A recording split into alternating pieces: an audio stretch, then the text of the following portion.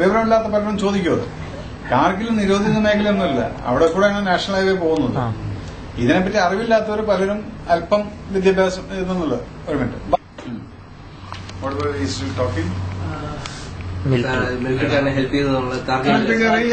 കാരണം മിലിറ്ററിക്കാര് ഹെൽപ്പ് ചെയ്യാന്ന് പറഞ്ഞു കഴിഞ്ഞാൽ ഞാൻ എവിടെ പോയി കഴിഞ്ഞാലും, ഞാൻ മിലിറ്ററി സർവീസ് ചെയ്യുന്ന സമയത്തും ഇതുപോലെ നല്ലൊരു പേരുണ്ടായിരുന്നു അവിടെ.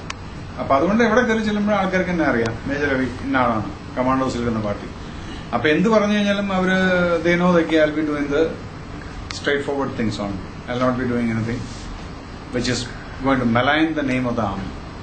അപ്പൊ അതുകൊണ്ട് yes, a lot of help from my friends. Last mission 90 days last ഒരു സീൻ, അതായത് സുപ്പീരിയർ ഓഫീസറോട് ചൂടായി സംസാരിക്കുന്ന ഒരു സീൻ ഉണ്ട്, സിബിഐയുടെ SIPയുടെ കാർത്തികേയൻ. അതെ, വേറെ ഒരു അത് മാത്രമേ സിനിമാറ്റിക് ആയിട്ട് ഉണ്ടായിരുന്നു ഞാൻ അവിടെ കാണിച്ചത്. അത് സിനിമാറ്റിക് ആയിട്ടല്ല, ബാക്കി എല്ലാം ഇല്ല, അതും സിനിമാറ്റിക് ആയിട്ട്. അത് ആക്ച്വലി ഇൻ റിയൽ ലൈഫിൽ ഞാൻ പറഞ്ഞ വേർഡുകളാണ്. Your fucking personal interest derailed എന്നുള്ളത് ഞാൻ കാർത്തികനായിട്ട് സംസാരിച്ചിട്ടുള്ളത്. Because when a commando is ready for the operation, a senior officer for that matter individual ആയിട്ട് അങ്ങനെയുള്ള ഒരു പ്രസൻസിന് വേണ്ടിയിട്ട് ആ ഓപ്പറേഷൻ ഡീറെയിൽ ചെയ്യുന്നതിൽ എനിക്ക് യാതൊരു താല്പര്യമില്ല. പക്ഷേ അങ്ങനെയാണെങ്കിൽ വിഷൻ 90 ഡേയ്സ് കുറച്ചുകൂടി സിനിമാറ്റിക് ആക്കിയിരുന്നെങ്കിൽ പിന്നെ ഇതേ പറഞ്ഞിട്ടുള്ള, ഞാൻ ആ പാർത്ഥിവൻ എന്നുള്ള ക്യാരക്ടർ പറഞ്ഞിട്ടുള്ള ആള് തന്നെ ചോദിക്കാനുള്ളത്, നീ ശിവരാജനെ കൊന്നിട്ടില്ലല്ലോ. അത് ചോദിച്ചാൽ എനിക്ക് ഉത്തരവില്ല. ഇപ്പൊ അയാൾ എന്ത് ചോദിച്ചു കഴിഞ്ഞാലും എനിക്ക് ഉത്തരവുണ്ട്. കാരണം ആ സിനിമ അത്രയും റിയലിസ്റ്റിക് ആയിട്ട് എടുത്തിട്ടുള്ള പടം, അതിനകത്തൊന്നും നമ്മൾ എക്സാജറേറ്റ് ചെയ്തിട്ടില്ല. പക്ഷെ അതിൽ യെസ്, ഫോർ മീ എന്നെ സംബന്ധിച്ചിടത്തോളം നല്ല മേക്കിംഗ് ഫിലിമാണ്. It's a docufiction like an English film. But it didn't run. Why? Because Mammukka പറഞ്ഞ പോലെ തന്നെ മമ്മൂക്കന്റെ ഫാൻസിന്റെ അടുത്ത് ചോദിച്ചാണ്, നിങ്ങൾക്ക് മിഷൻ 90 ഒന്നും പിടിക്കില്ലല്ലോ, ഒറിജിനലായിട്ട് ഞാനൊരു കഥ ചെയ്ത് കഴിഞ്ഞായിരുന്നു. അത് കറക്റ്റാണ്. എക്സാജറേറ്റഡ് വെർഷനായിട്ട് ഈ ഹീറോസ് ചെയ്യുമ്പോഴാണ് ഫാൻസിന് ഒരു ഇഷ്ടം വരുന്നത്. ഇതിപ്പം മമ്മൂക്ക ശിവരാജനെ എന്തുകൊണ്ട് കൊന്നില്ല എന്നുള്ള നമുക്ക് തന്നെ പറയുന്നുണ്ട്, ഡിഫറെന്റ് ഫിലിം ആയതുകൊണ്ട് തന്നെയാണ് സാർ അക്സെപ്റ്റ് ചെയ്യുന്നത്.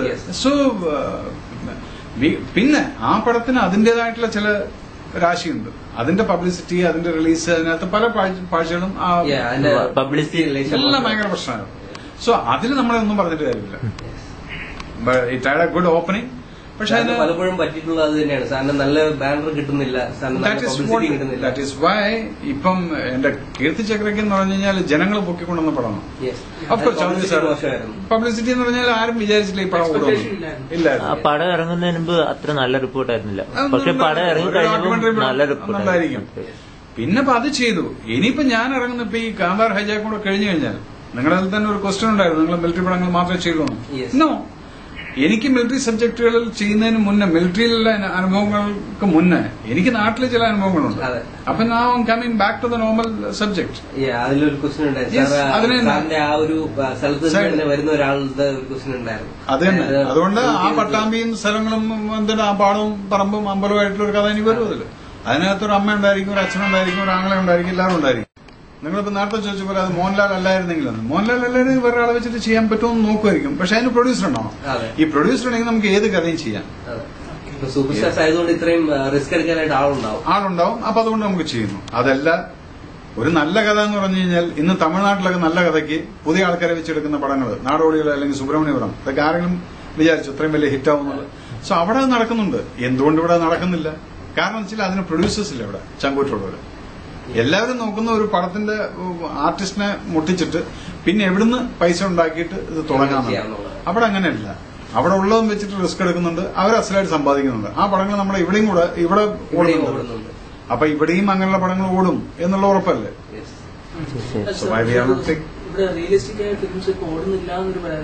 ആ, റിയലിസ്റ്റിക് ആയിട്ടുള്ള പടങ്ങൾ ഓടുന്നില്ല എന്നുള്ളത് ഇപ്പൊ ഇപ്പൊ രാജീവ് ഗാന്ധി വധക്കേസിനെ പറ്റിയിട്ടുള്ള അത് റിയലിസ്റ്റിക് ആയിട്ടുള്ള ഒരു പടമായിരുന്നു.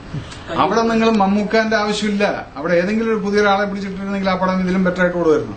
കാരണം ഇവിടെ മമ്മൂക്കാന്റെ സ്റ്റാറിന്റെ ഇമേജ് വരുന്നില്ല. അങ്ങനെ വരണം എന്ന് പറഞ്ഞാൽ ഇപ്പൊ പുതുമുഖങ്ങളെ വെച്ച് പടം എടുക്കും. പിന്നെ ഇപ്പൊ പടം എടുത്തു കഴിഞ്ഞാൽ അതിൽ പുതുമുഖം എന്ന് പറഞ്ഞിട്ട് നിങ്ങൾ ഇപ്പം ഇവിടെ ഇങ്ങനെ ഡള്ളായിട്ട് കിടക്കുന്ന ആർട്ടിസ്റ്റിനെ അല്ല ഞാൻ പറയുന്നത്. പുതുമുഖം തന്നെ, ന്യൂ ആയിട്ട്. ഇത് ഏതെങ്കിലും ഒരു പടത്തിൽ അഭിനയിച്ചിട്ടുണ്ടെങ്കിൽ പിന്നെ അവനൊരു സ്റ്റാർ ആയിട്ടുണ്ട്. അവനെ വെച്ചിട്ട് നീക്കുകയാണ് പിന്നെ വലിച്ചിട്ട്. വളരെയധികം കുറവുണ്ട്. കുറവില്ലായ്മല്ല, അയാളെ വെച്ചിട്ട് പടം എടുക്കാൻ പ്രൊഡ്യൂസേഴ്സ് ഇല്ല, അത്ര തന്നെ ഉള്ളൂ. വേറെ ഒന്നും എനിക്ക് തോന്നുന്നില്ല. അത് കഴിഞ്ഞിരിക്കുന്നു, പണി കഴിഞ്ഞിരിക്കുന്നു. എപ്പോ വേണമെങ്കിലും ഒന്നുമില്ല. അതെല്ലാം പടം എന്തിനാ ഡിസ്ട്രിബ്യൂഷൻ, അതിന് ഡിസ്ട്രിബ്യൂഷൻ ഒന്നും ആവശ്യമില്ല. അത് ബിക്കോസ് അതൊരു 45-50 ലക്ഷത്തിൽ തീർത്തിട്ടുള്ള പടമാണ്. ബൈലിംഗ്വലാണ്, അത് ഹിന്ദിയും ഇതുമായിട്ട്. അതിപ്പോ സാറ്റലൈറ്റ് വിറ്റാൽ തന്നെ അയാൾക്ക് ആ പൈസ കിട്ടും. അതിപ്പോ എല്ലാം റെഡി ആയിട്ടിരിക്കുന്നുണ്ട്, എപ്പോ വേണമെങ്കിലും അത് റിലീസാണ്. കാരണം 85 മിനിറ്റുള്ള പടം. So I cannot release it in theatre ഉണ്ടോ? തിയേറ്ററിൽ അങ്ങനെ ഒരു നൂൺ ഷോ അങ്ങനെയൊക്കെയാണ് എന്റെ പ്ലാൻ ഉള്ളത്. വേറെ അല്ലാതെ no, it is not a documentary. It's a പക്ക commercial film, children film. Children film എന്ന് പറഞ്ഞാൽ 4 കുട്ടികൾക്ക് ഒരു പട്ടിയെ കിട്ടുന്നു. ആ പട്ടീനെ രക്ഷിക്കാൻ വേണ്ടിയിട്ട് അവർ കാണിക്കുന്ന അഭ്യാസങ്ങൾ. തിയേറ്റർ അത് പ്രൊഡ്യൂസറിന്റെ കഴിവ് പോലെ ഇരിക്കും.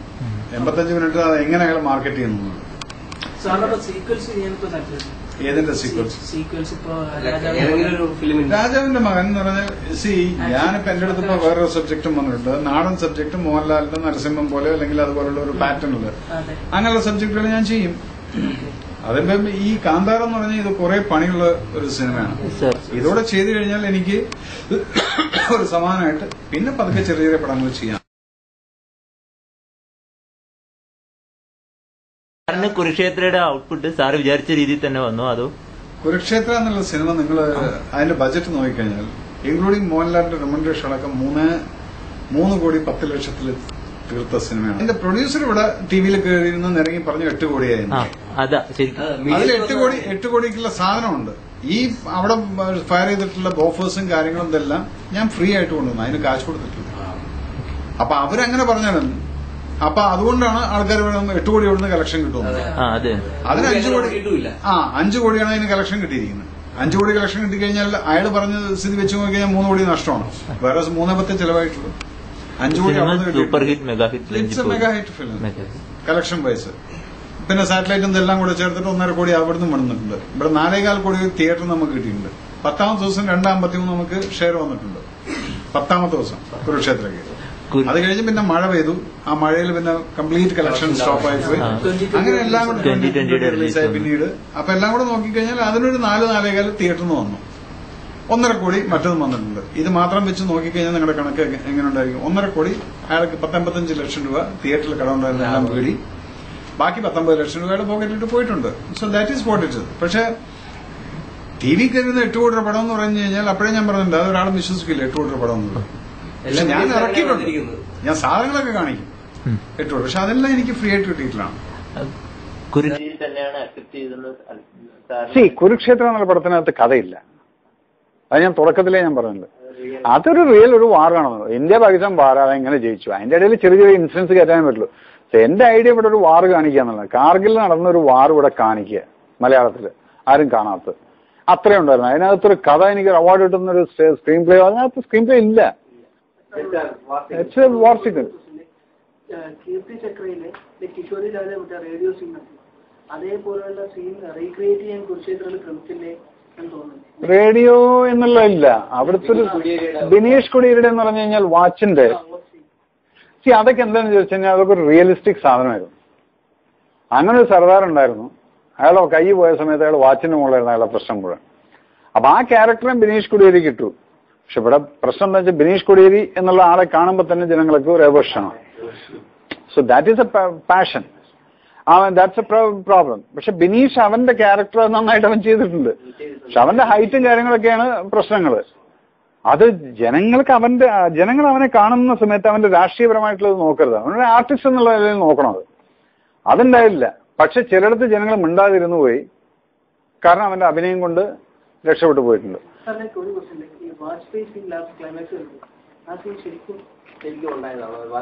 No, I just did an exaggeration because Vajpayee ഇത് പറഞ്ഞത് ശരിയാണ്. എവിടെ ഇരിക്കുന്നോ അത് നമ്മുടെ മണ്ണെന്നുള്ളത്. അപ്പൊ ഞാൻ അദ്ദേഹത്തിന്റെ വോയിസ് കൊണ്ട് തന്നെ ഭയങ്കരമായിട്ട് ക്ലാസ് വന്നിട്ടുള്ള സാറാണ്. അവിടെ നിങ്ങൾ വേറൊന്നും ആലോചിക്കണം. അവിടെ വാജ്പേയി ആണെന്ന് പറഞ്ഞിട്ട് SFIക്കാരൻ കൈയടിക്കാതിരുന്നിട്ടില്ല. അതിങ്ങനെ ആദ്യം സൈലന്റ് ആയിരുന്നു.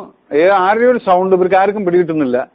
പിന്നീട് മോഹൻലാലായിട്ട് സംസാരിക്കുമ്പോൾ കേണൽ സാബ് മേ ഭാരത് കാ പ്രധാനമന്ത്രി അടൽ ബിഹാരി വാജ്പേയി എന്ന് പറയുന്ന സമയത്ത് തിയേറ്ററിൽ കയ്യടിയായിരുന്നു. അവിടെ SFI ഉണ്ട്, കോൺഗ്രസ് ഉണ്ട്, BJP ഉണ്ട്, മുസ്ലിം ലീഗ് ഉണ്ട്. കാരണം അവിടെ കയറി ജനങ്ങളുടെ സ്പിരിറ്റാണ്. നമ്മൾ പിടിച്ചെടുത്ത സ്ഥലം തിരിച്ചു